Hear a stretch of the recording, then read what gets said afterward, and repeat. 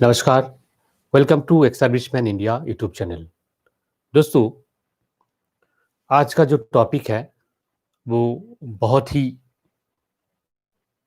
Special होने वाला है, क्योंकि आज का इस टॉपिक में हम डिस्कस करेंगे उन डिजायर्ड एक्सर्विसमैन एंड फ्रेशर के लिए जो गवर्नमेंट जॉब पाना चाहते हैं। देखिए, गवर्नमेंट जॉब आज का दिन में पाना कितना मुश्किल है वो सबको पता है, पर इन द अदर हैंड ये भी आप देखे होंगे कि ऐसे बहुत लोग हैं, आपका दोस्त होंगे, आपका अड़स-पड़ोस में होंगे, जिनको एक साथ 5-5, 10-10 जॉब मिलता है। और वहीं इन द अदर हैंड कोई फ्रेशर या फिर कोई एक सर्विसमैन है, जिनको 3 साल, 4 साल, 5 साल हो गए, पर उनको एक भी जॉब नहीं मिला। दैट मीन्स ये नहीं है कि जॉब है नहीं, जॉब तो है। गवर्नमेंट जॉब का वैकेंसीज निकालते हैं और जो ग्राउंड रिपोर्ट जो कहता है कि गवर्नमेंट जॉब का जो वैकेंसीज है कभी पूरा नहीं हो पाता है, इस वजह से कि कई सारे लोग हैं, जो एक लोग 10 जगह में सिलेक्ट होते हैं, पर वो एक जगह में ही तो काम करेगा ना एक आदमी। तो जिस वजह से क्या होता है, बाकी जगह में वो सिलेक्ट तो हो गए, पर उस जगह में नहीं जॉइन करने की वजह से वो वैकेंट रह जाता है। ये सिचुएशन क्रिएट जो हो रहा है, ये इसलिए हो रहा है कि एक डिपार्टमेंट दूसरा डिपार्टमेंट के साथ जो कोऑपरेशन नहीं है और सही से जो है ट्रैकिंग नहीं हो पा रहा है। पर आज हमारा जो टॉपिक है वो नहीं है। हमारा टॉपिक ये है कि आप कैसे इंश्योर करें कि आपको भी ऐसे ही एक जॉब मिले। 10 नहीं चाहिए, 5 नहीं चाहिए, कम से कम एक गवर्नमेंट जॉब, सिक्योर जॉब आपको भी मिले। पर वो कैसे मिलेगा? देखिए, गवर्नमेंट जॉब जिनको मैं एड्रेस कर रहा हूँ, वो 2 कैटेगरी के लोग हैं। फर्स्टली एक है कि जो कॉलेज पास आउट है एंड सेकंड वो है जो इंडियन आर्म फोर्सेस में काम करके आए हैं और उनका बैकग्राउंड कुछ अलग होता है और जो लोग कॉलेज पास आउट होके आए हैं, उनका कुछ बैकग्राउंड अलग होते हैं। तो बैकग्राउंड जो भी हो, दोनों का जो एम है, जो लक्ष्य है, वो एक है कि एक गवर्नमेंट जॉब पाना है। तो इसके लिए जो सबसे पहले हमारे को जो है एक स्ट्रैटेजी फॉर्मुलेट करना पड़ेगा। एम तो आपने फॉर्मुलेट कर लिया, पर उस एम तक कैसे आप पहुंचेंगे, ये बहुत बड़ी बात होती है। तो ये जो स्ट्रैटेजी है वो कैसे फॉर्मुलेट करेंगे?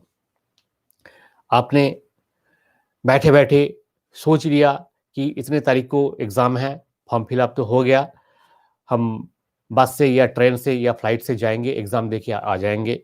ये एक स्ट्रैटेजी नहीं है। स्ट्रैटेजी वो होना चाहिए कि सबसे पहले जानकारी कि ये जो एग्जाम है, इस एग्जाम का सिलेबस क्या है और सिलेबस को जब एक बार प्रॉपर जान गए, तो उस सिलेबस को कवर करने के लिए आपको कैसे तैयारी करना पड़ेगा। तैयारी जो आप करेंगे, उसका भी जो प्रोसेस है, वो भी हम 3 अलग-अलग हिस्सों में बाँट सकते हैं। सबसे पहले है कि आपका स्टडी मटेरियल। आप कौन-सी स्टडी मटेरियल लेंगे? ये इस पर डिपेंड करता है आपका जो तैयारी का लगभग 50%। अगर आप जान गए कि आपको कौन-सा स्टडी मटेरियल यूज़ करना है, तो मान लीजिए आपका हर्डल्स 50% आप क्रॉस कर गए। पर आप कैसे जानेंगे? देखिए, मेरा पिछले का एक वीडियो है जिसका मैं अपना जो वेबसाइट है www.exservicemanindia.info, वहाँ पे भी आपको मिल जाएगा कि आपको कोई भी गवर्नमेंट जॉब का आप तैयारी कर रहे हैं, मेनली जो 4 सब्जेक्ट होते हैं, उन चारों सब्जेक्ट्स के लिए कौन-कौन सा बुक्स आपको पढ़ना है। ये एक बहुत बड़ी बात होती है कि कौन-कौन सा बुक्स आप पढ़ेंगे। क्योंकि आप सही से अगर स्टडी मटेरियल नहीं लिया, आपका जो सिलेबस है, वो जो पूछा जाएगा, वो एक तरफ जा रहा है और आप तैयारी जो कर रहे हैं, वो कुछ अलग ही कर रहे हैं। तो ऐसे नहीं होना चाहिए, क्योंकि दिन का दिन जो टफनेस है बढ़ते जा रहा है, उसी हिसाब से स्टडी मटेरियल्स भी आपको चेंज करना पड़ेगा।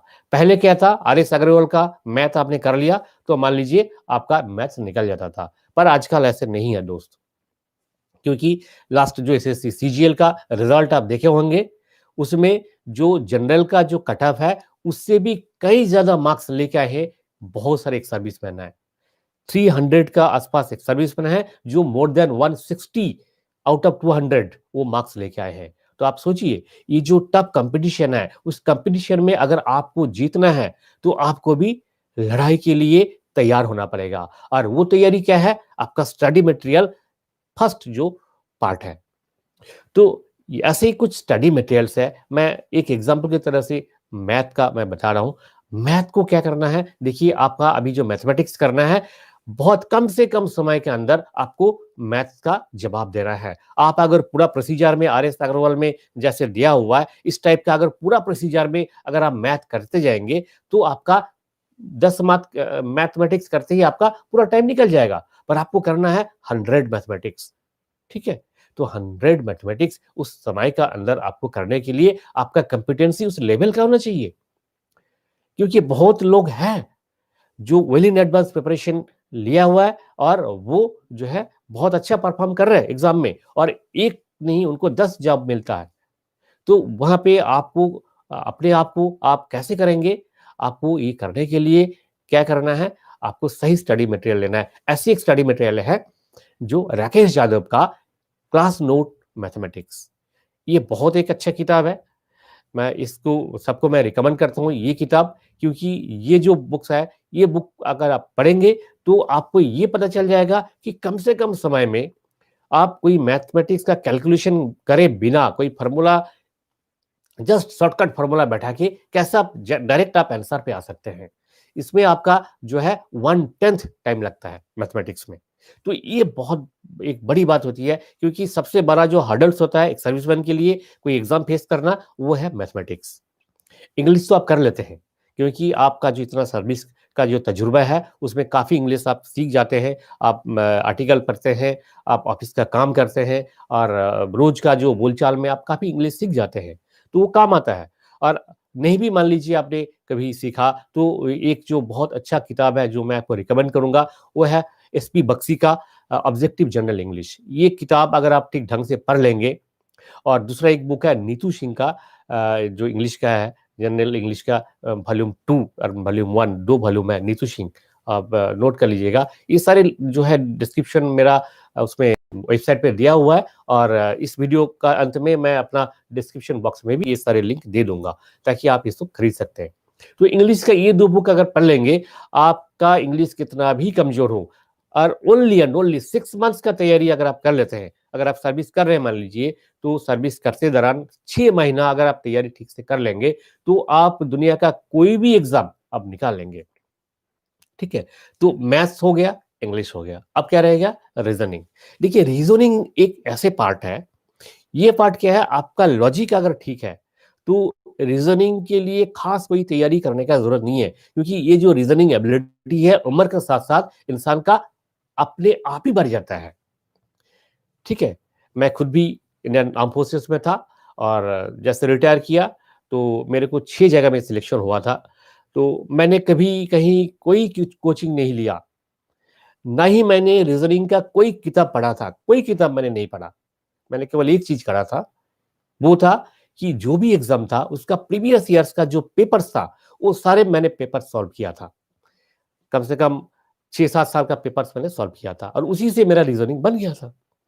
तो ये रीजनिंग पार्ट एक सर्विसमैन जो है उनके लिए मैं कह रहा हूं, बहुत ही इजी है। आपके लिए रीजनिंग तो कुछ भी नहीं है। ठीक है? फिर भी अगर आपको लगता है कि रीजनिंग का रूल्स मुझे सीखना है, तो किरण पब्लिशर्स का बहुत अच्छा रीजनिंग का किताब है, वो आप खरीद के आप प्रैक्टिस कर सकते हैं। ठीक है? और भी जो बुक्स है वो बुक लिस्ट दिया हुआ है मेरे वेबसाइट में, उसमें आप देख लीजिएगा। और अब आते हैं नेक्स्ट जो है, इंग्लिश हो गया, मैथ हो गया, रीजनिंग हो गया, और रह गया जीके। देखिए, जीके का जो पेपर है, खास करके जो स्टाफ सिलेक्शन कमीशन का एसएससी, सीजीएल, सीएचएसएल में जिस टाइप का जीके आता है, वो मुझे नहीं लगता है कोई एक किताब पढ़ के आप उसको सॉल्व कर लेंगे। ऐसा कोई किताब नहीं है, क्योंकि वो जो लेवल रहता है वो काफी हाई लेवल रहता है। मेनली जो आपका स्टैटिक जीके जो आता है वो लुसेंट तो कवर करता है, पर आजकल लास्ट जो है 4-5 ईयर से मैं देख रहा हूँ, जो जिस टाइप का जीके कवर कर रहे हैं, वो लुसेंट पढ़ने से नहीं होगा। आपको जो करना है, क्लास 8 से लेकर के 12 तक का जितना भी एनसीईआरटी का बुक है, वो एनसीईआरटी का जिस्ट मार्केट में आता है, ठीक है? वो जिस्ट आप ले लीजिए, या फिर एनसीईआरटी अगर आप पढ़ सकते हैं, आपके पास टाइम है, तो आप एनसीईआरटी एक बार पूरा पढ़ लीजिए। देखिए, आपको पता है कि आपका खुद का बच्चों का जो किताब है, क्लास 7 का, 8 का, 9 का, जो बच्चे 1 साल में पढ़ते हैं, वो आप 2 दिन या 3 दिन में पूरा कर सकते हैं, ठीक है? तो आप उसको ले लीजिए, ठीक है? अगर ये किताब आप पूरा कर लेंगे, क्लास 8 से लेकर के 12 तक का एक बार पूरा पढ़ लेंगे, तो आपका जीके जो है हो जाएगा। और दूसरा जो आता है करंट अफेयर्स का जो बात है, करंट अफेयर्स के लिए आपका रोज़ आप तो पेपर पढ़ते ही होंगे, न्यूज़ देखते होंगे।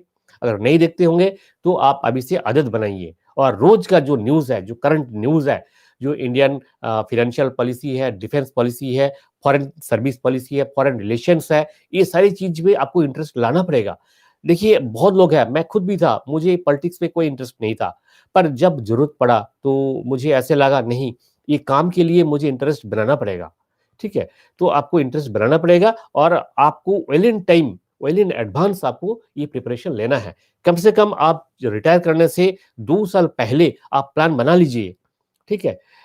मुझे पता है कि इंडियन आर्म फोर्सेस में जो लोग काम करते हैं, उनको जो है टाइम निकालना बहुत ही मुश्किल बात होता है। बहुत ही मुश्किल होता है टाइम निकालना।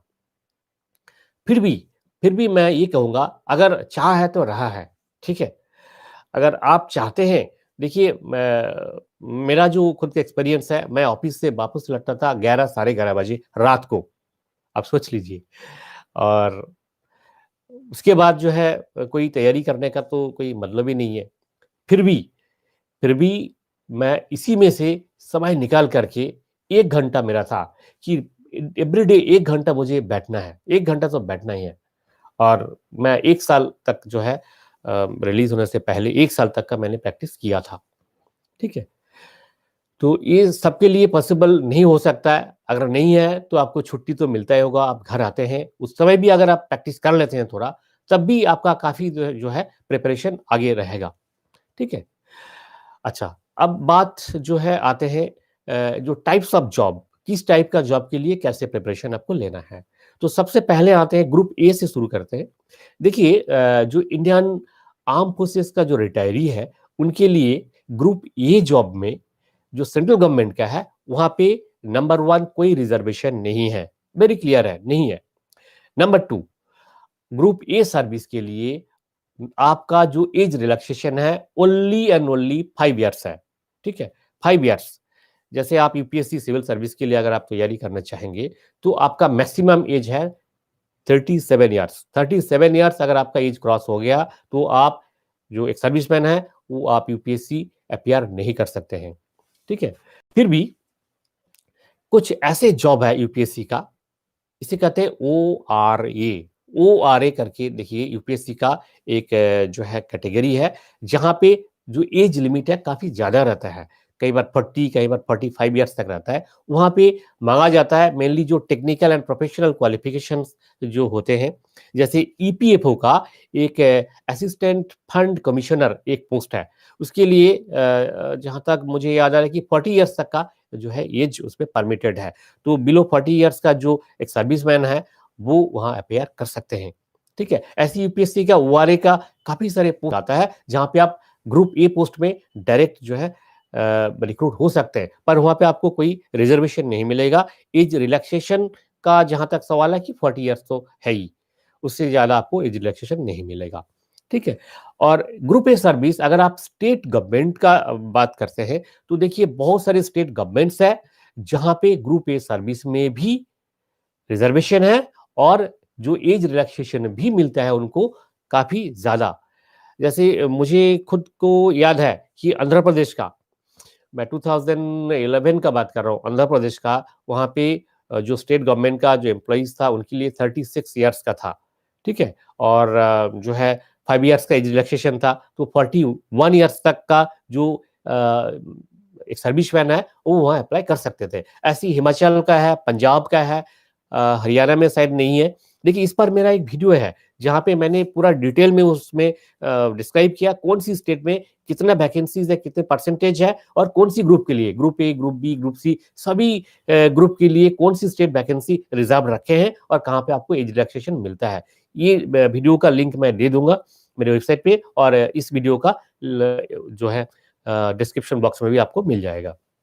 ठीक है, तो any how group A services का तो बहुत लिमिटेड वैकेंसी भी रहता है, और दूसरा जो इंडियन आर्म फोर्सेस का जो बैकग्राउंड है, जैसे जिस सर्विस कंडीशन से जो रिटायर करते हैं, बहुत कम लोग हैं जो इस टाइप का सर्विसेज का तैयारी कर पाते हैं।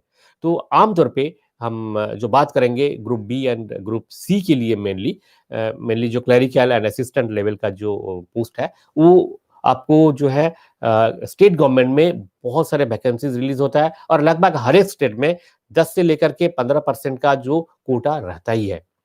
ठीक है, जैसे स्टेट गवर्नमेंट का क्लर्कशिप एग्जाम हो गया, मिसलेनियस सर्विसेज एग्जाम हो गया, हाँ, इस टाइप का बहुत सारे एग्जाम्स है, फूड इंस्पेक्टर का एग्जाम्स है, स्टेट गवर्नमेंट का बहुत सारे पोस्ट हर साल रिलीज होता है। और वहाँ पे ऐसे भी मैं किसी एक स्टेट का बात कर रहा हूँ जहाँ पे टोटल जो है इस बार क्लर्कशिप का वैकेंसी है 640, और एक सर्विसमैन का वैकेंसी का मैं बात कर रहा हूँ, और वहाँ पे टोटल कैंडिडेट जो क्वालिफाई किया है 680। आप सोचिए, मतलब कितना आसानी से लोगों को जॉब मिल जाता है, और कट ऑफ भी इतना कम है। कट ऑफ आप इतना कम है, आप सोच सकते हैं 1.5 आउट ऑफ 100 ये कट ऑफ है। ठीक है, तो वहां पे जस्ट अगर आप जाके पेन टच करके आ गया तब भी आपको एक नौकरी मिलने का पॉसिबिलिटी है। ठीक है, तो ऐसी पोस्ट में बहुत सारे लोगों को, हम लोगों को क्या पता ही नहीं लगता है कब कहाँ निकालता है, कब एडवर्टाइजमेंट निकाल रहा है, कब इसको अप्लाई करना है, ये सब चीज पता ही नहीं रहता है। तो इसलिए मैं आपको एक वेबसाइट का बता रहा हूँ, आप नोट कर लीजिए। ये है www.karmasandhan, KARMASANDHAN, karmasandhan.com। ठीक है, www.karmasandhan.com। तो ये अगर आप एक बार उसमें रोज एक बार आप आदत बना दीजिए, और इसका ऐप भी आता है, आप अपना मोबाइल में इसका ऐप भी डाउनलोड करके रखिए, और रोज एक बार देखिए कहाँ कहाँ वैकेंसीज निकाल रहे हैं। ठीक है, देखिए आज का दौर जो है वो नहीं है कि आपको जाना है स्टॉल में जाके पेपर लेके आना है, न्यूज़पेपर देखना है, एम्प्लॉयमेंट न्यूज देखना है, वो टाइम निकल गया। अब आपका हाथ में है सब कुछ, आपका पूरा दुनिया आपका मुट्ठी में है। आप इस डिवाइस को यूज करके आप सारी चीज आप जान सकते हैं, और आपका जो प्रिपरेशन है वो भी कर सकते हैं। अन अकेडमी करके एक यूट्यूब जो है प्लेटफॉर्म है, उसमें जाके आप वीडियोस को आप देख सकते हैं। हर चीज का कोई भी आप सब्जेक्ट हो वहाँ का आपको प्रिपरेशन के लिए बहुत अच्छे अच्छे वीडियोस मिल जाता है। ठीक है, अच्छा, तो एक बार हम देख लेते हैं कि मैसेजेस जो है, जो क्वेरीज है। अ, हम्म, अच्छा, मनोज सिंह जी ने बताया कि सर गवर्नमेंट 300 डेज की इनकेसमेंट को बढ़ा रही है या नहीं। देखिए मनोज जी, अभी तक इस टाइप का कोई प्रपोजल, ऑफिशियल कोई प्रपोजल नहीं है, पर however this is not topic of today. फिर भी आपको इस बारे में हम डिटेल जानकारी लेके बताएंगे अगले सेशन में, और अगर हो सके तो मैं कोशिश करूंगा एक वीडियो बनाने के लिए। ठीक है, इस पर जो भी गवर्नमेंट डिसीजन है वो आपको पता चल जाएगा। नेक्स्ट है Karan Singh ji, other state vacancies में अप्लाई कर सकते हैं क्या? हाँ करण सिंह जी, आपका जो सवाल है इस पर मैं आता हूँ। देखिए बहुत सारे स्टेट गवर्नमेंट का जो वैकेंसीज है वहाँ पे आप अदर स्टेट में आप सपोज आप मान लीजिए बिहार का कोई वैकेंसीज है और आप आंध्र प्रदेश का रहने वाले हैं, तो आपको अप्लाई करना है। तो इस केस में क्या है, कुछ कंडीशंस है, वो कंडीशन अगर आप सेटिस्फाई करते हैं तो उसके लिए आप अप्लाई कर सकते हैं। फर्स्ट कंडीशन क्या है कि वहाँ का उस स्टेट का जो लैंग्वेज का एक कलम रहता है कि उस स्टेट का जो पर्टिकुलर लैंग्वेज है, जैसे बिहार है तो ऑब्वियसली हिंदी लैंग्वेज आपको जानना होगा। अगर हिंदी लैंग्वेज में लिखने में पढ़ने में आपको प्रोफिशिएंसी है तो आप अप्लाई कर सकते हैं। ठीक है, और दूसरा क्या है कि आपको जो है रिजर्वेशन नहीं मिलेगा, आपको एज एन यूआर, आप SC ST PWD ex serviceman जो भी कोटा में अप्लाई कर रहे हैं तो आपको वहां का कोटा नहीं मिलेगा, आप जनरल में आपको अप्लाई करना होगा, ये रूल है। ठीक है, तो दोस्तों हम वापस आते हैं आज का जो टॉपिक था। जो हम बात कर रहे थे कि किस-किस टाइप का जॉब के लिए कैसे आपको प्रिपरेशन लेना है। तो यूपीएससी का ओआरए का जो मैंने बताया, ओआरए का जो एग्ज़ाम्स होता है, वो mainly objective multiple choice type का क्वेश्चन्स होता है।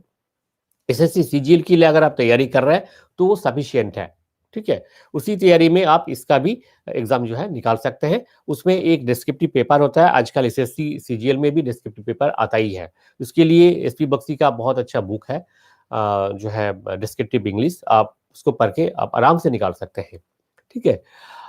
नेक्स्ट आते हैं कि आपका जो बैंकिंग का, बहुत लोगों का ये है कि बैंक का एग्ज़ाम का तैयारी कैसे करें? देखिए, जहाँ तक मेरा जो अनुभव है कि बैंक एग्ज़ाम का जो तैयारी है, वो सबसे ईज़ी होता है in terms of preparation of mathematics subject. क्योंकि बैंक का जो एग्ज़ाम्स है, वहाँ पे मैथमेटिक्स जो है, बहुत हाई लेवल का नहीं पूछा जाता है। वहाँ पे मैथमेटिक्स सिंपल कैलकुलेशन होता है, अरिथमेटिक्स होते हैं। जबकि एसएससी सीजीएल में जाएँगे, वहाँ पे आपको कोऑर्डिनेट ज्योमेट्री करना पड़ेगा, ट्रिगोनोमेट्री करना पड़ेगा, ठीक है? पेरीमेट्री करना है, क्योंकि आपको क्लास जो है 8 से लेकर के 12 तक का पूरा मैथमेटिक्स आपको करना है। जबकि यहाँ पे आपका जो बैंकिंग का जो एग्ज़ाम्स है, वहाँ पे मैथमेटिक्स इतना स्ट्रिक्ट नहीं है और बहुत आसानी से आप निकाल सकते हैं। बाकी इंग्लिश का तैयारी आप एसएससी सीजीएल के लिए अगर कर रहे हैं, तो उससे ही आपका निकल जाएगा। रीज़निंग जो है, उसके लिए थोड़ा-सा आपको पढ़ना पड़ेगा क्योंकि बैंक का जो रीज़निंग है, काफ़ी टफ आता है और उसके लिए किरण का जो बुक्स मैंने आपको बताया, सजेस्ट किया, वो बुक आप फ़ॉलो कर सकते हैं। ठीक है? दूसरा क्या बैंक में वैकेंसीज़ भी काफ़ी ज़्यादा रहता है in comparison with SSC CGL काफ़ी वैकेंसीज़ है, उसमें आईबीपीएस में है, एसबीआई खुद रिक्रूट करते हैं और दूसरा जो है आरआरबी का है। इस टाइप का बहुत सारे जगह में आप जो है अप्लाई कर सकते हैं और बैंक पीयू के लिए अगर आपका एज है, तो आप बैंक पीयू के लिए भी भर सकते हैं, पर वहाँ पे आपको कोई कोटा नहीं मिलेगा। अच्छा, एक बार फिर देख लेते हैं जो सवाल पर हाँ, मनोज सिंह जी आपने बताया कि sir attributable to military service LNC OPD नहीं है। तो बाद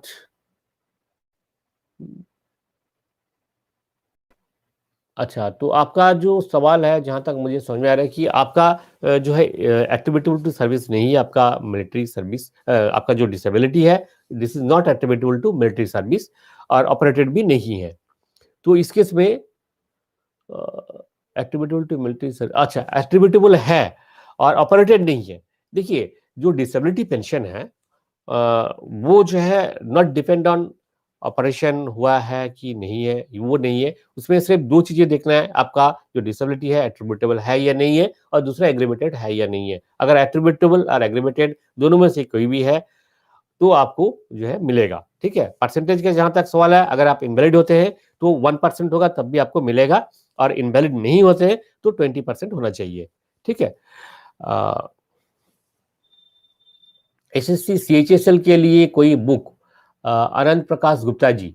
गुप्ता जी देखिए एसएससी सीएचएसएल के लिए कोई अलग से बुक लेने का ज़रूरत नहीं है। आपको जो बुक मैंने बताया जो है मैथ्स के लिए, इंग्लिश के लिए वही बुक अगर आप फ़ॉलो करेंगे तो एसएससी सीएचएसएल भी आपका निकल जाएगा। फिर भी अगर आप चाहते हैं तो आप प्रीवियस ईयर्स का जो पेपर है, सॉल्व पेपर है, वो आप ले सकते हैं। मार्केट में बहुत सारे पेपर्स मिल जाता है, आर्यन का है, किरण का है, इन लोगों का जो पब्लिशर्स का जो पेपर्स है वो आप ले लीजिए प्रीवियस ईयर्स का और English, math, reasoning and GK वो आप प्रैक्टिस कीजिए, ठीक है?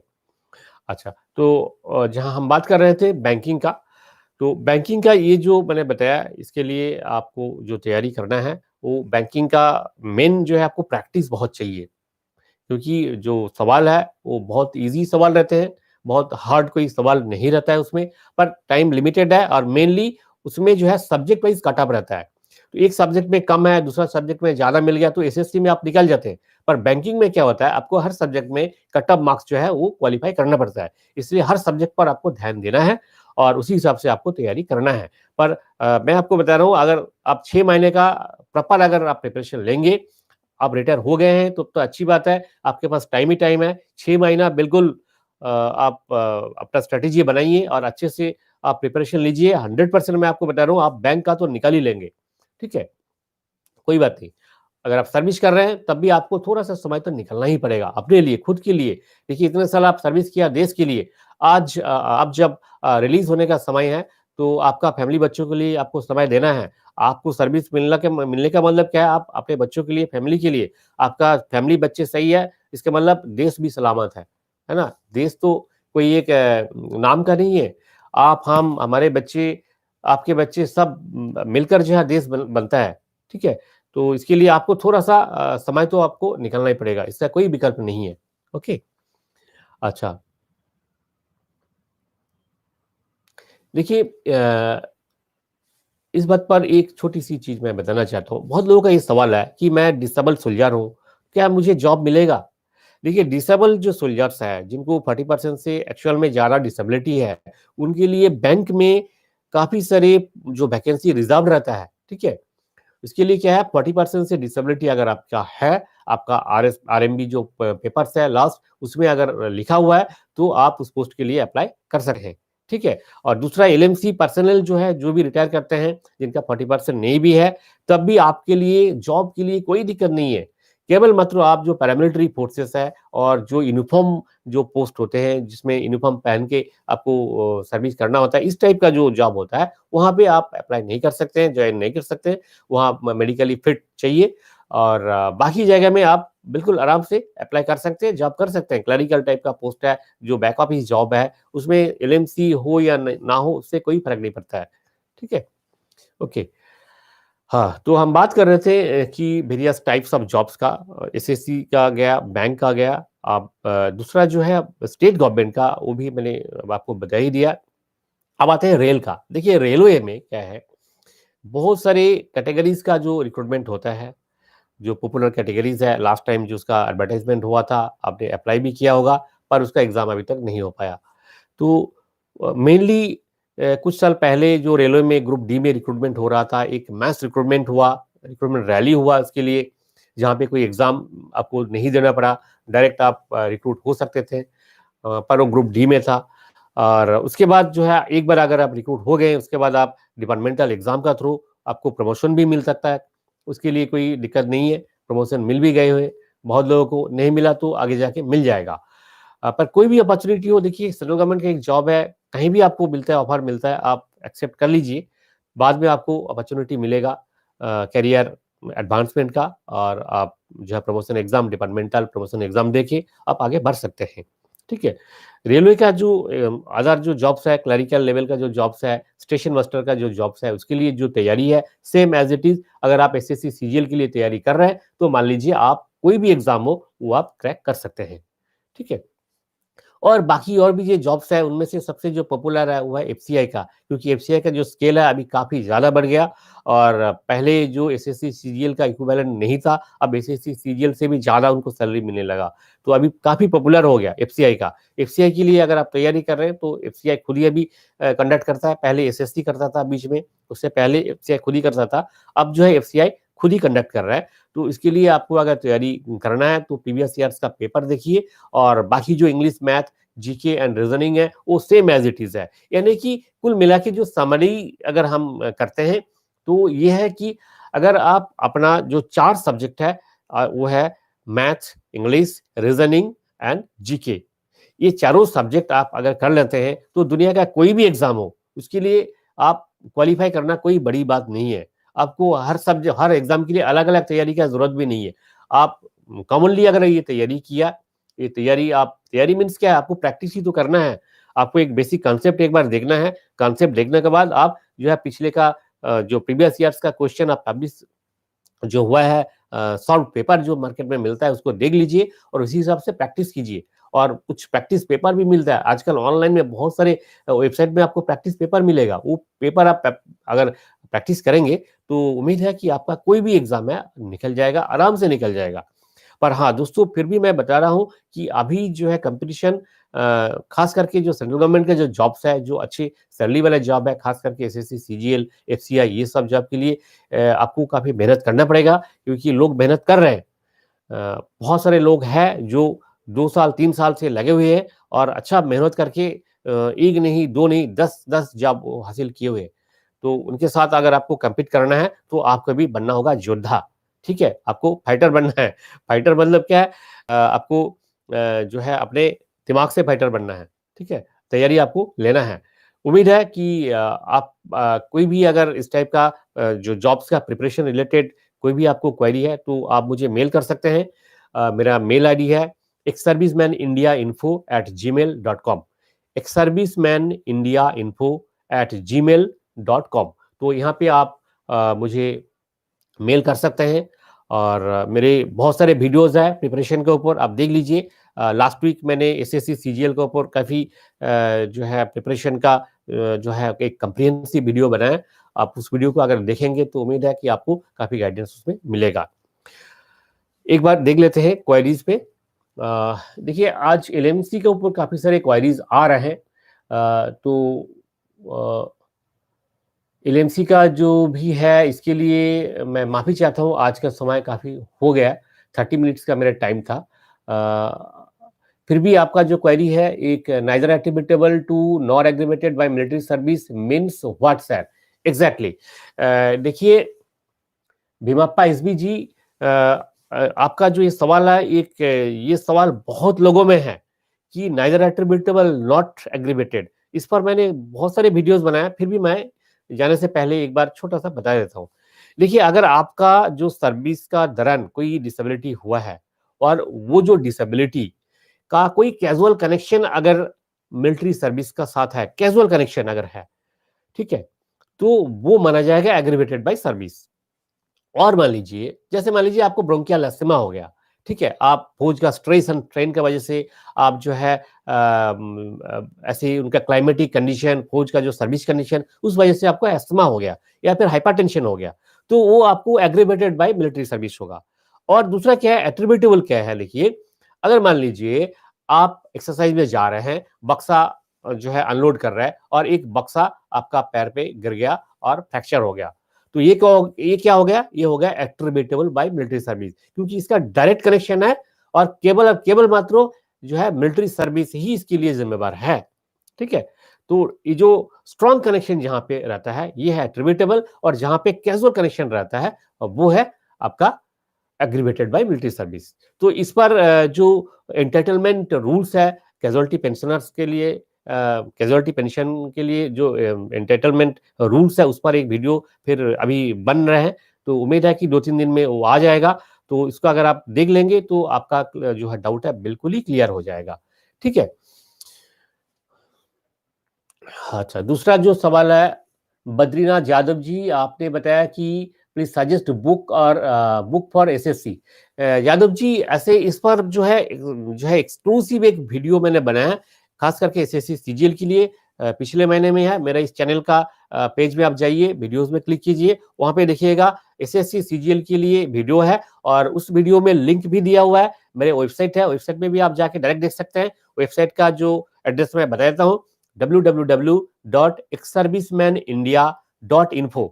रिपीट करता हूं, www.exservicemanindia.info, www.exservicemanindia.info, ठीक है। वहां पे क्लिक करके वहां पे जाके आप डिटेल में देख सकते हैं, सारे बुक लिस्ट उसमें आपको मिल जाएगा। सो फ्रेंड्स, माफी चाहता हूं कि आज का जो सेशन है यही टर्मिनेट करते हैं, और अगले संडे को, मैं हर संडे को आता हूं, 8:30 का टाइम है, ठीक है। मैं कहीं भी रहता हूं, कितना भी मेरा बिजी शेड्यूल हो, मैं कोशिश करता हूं कि मेरा दोस्त, मेरा भाइयों के लिए मैं आधा घंटा टाइम निकाल करके हर संडे 8:30 मैं आऊंगा, ये वादा है, ठीक है। उम्मीद है कि फिर मिलेंगे आपसे अगले संडे 8:30 बजे। दीजिए इजाजत आज के लिए। नमस्कार, जय हिंद, जय भारत।